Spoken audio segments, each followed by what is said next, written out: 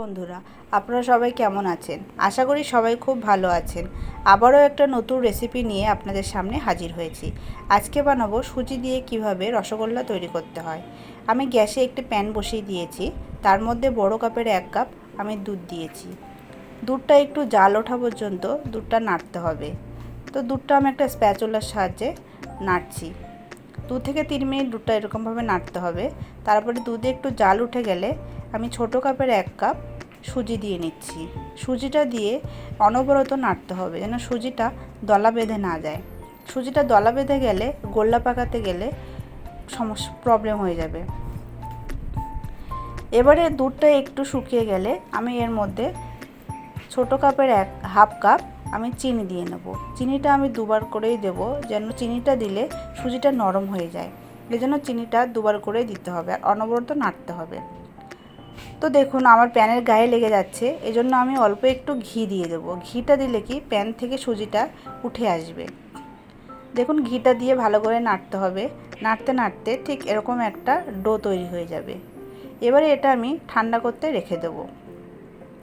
এবারে আমি চিনির শিরাটা বানানোর জন্য একটা পাত্রে আমি বড় কাপের 1 কাপ জল দিয়ে দেবো। জলটা দিয়ে দিয়েছি। এবারে জলটা একটু ফুটে উঠলে আমি ছোট কাপের 1 কাপ চিনি দিয়ে দিয়েছি। চিনিটা দিয়ে আমি একটু নাড়ব। এবারে এর মধ্যে আমি 2টো এলাচ ফেটিয়ে দিচ্ছি। দিয়ে এটা ঢাকনা চাপা দিয়ে আমি রেখে দেবো। এবার এটা ফুটে উঠলে এর মধ্যে গোল্লাগুলো দিয়ে দেবো। এবারে আমি যে সুজিটা ঠান্ডা করতে দিয়েছিলাম এটা ভালো করে মথে নিয়ে আমি গোল্লাগুলো পাকিয়ে নেব। দেখুন এভাবেই গোল্লাগুলো পাকাতে হবে।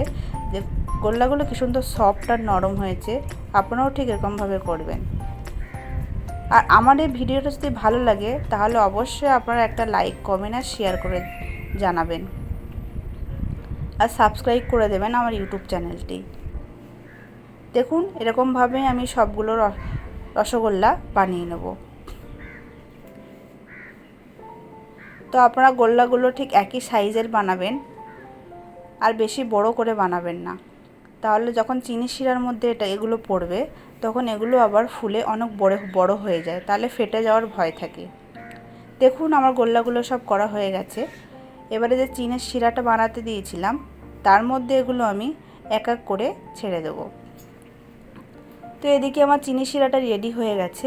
এর মধ্যে আমি গোল্লাগুলো ছেড়ে দেব। এগুলো খুব আস্তে আস্তেই ছাড়তে হবে চিনি শিরার মধ্যে, যেন না ফেটে যায়। যেহেতু এটি সুজির, এই জন্য এটি খুব নরম, তাই খুব আস্তে আস্তেই ছাড়তে হবে। তো এবারে আমি এটা ঢাকনা চাপা দিয়ে 10 থেকে 15 মিনিট কম আঁচে রেখে দেব। এবারে আমি আধা ঘন্টা ঠান্ডা করতে দিয়েছিলাম। ঠান্ডা হয়ে গেলে দেখুন আমার রসগোল্লাটা কত সুন্দর হয়েছে আর খুব নরম আর সফট হবে। আপনারাও ঠিক এভাবেই বানাবেন।